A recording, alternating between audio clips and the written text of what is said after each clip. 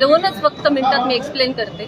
आपल्या नगरपालिकेला 5 स्वीकृत सदस्य अलाउड आहेत आणि जर 53 डिवायडेड बाय 5 केलं तर 10.6 हा एक आकडा येतो. आता भारतीय जनता पार्टीचे 15 सदस्य, त्याला जर 10.6 ने विभागलं तर ते 1.42 असा येतं, म्हणजे 1.41 असा आमचा आकडा आहे. आणि जर घड्याळाचा विचार केला तर त्यांचा 2.35 आहे आणि तुतारीच्या गटाचा विचार केला तर त्यांचा 1.22 आहे.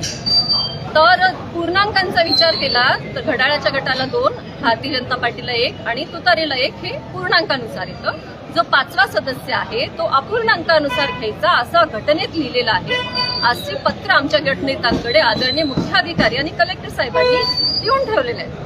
अपूर्णांकांचं जर कॅल्क्युलेशन केलं तर 4.1 आणि 3.5 याच्यामध्ये भारतीय जनता पार्टी सर्वात वरती होती. त्यामुळे 5वा सदस्य हा आमचाच होणं अपेक्षित होतं आणि आदरणीय मुख्याधिकारी साहेबांचं हेच म्हणणं होतं. परंतु पीठासीन अधिकारी नगराध्यक्ष असल्यामुळे एका कटपुतळीसारखं काम त्यांचं चालू आहे. समोरच्या गटातून आरडाओरडा होऊन त्यांच्यावर दबाव येतो की काय माहिती नाही.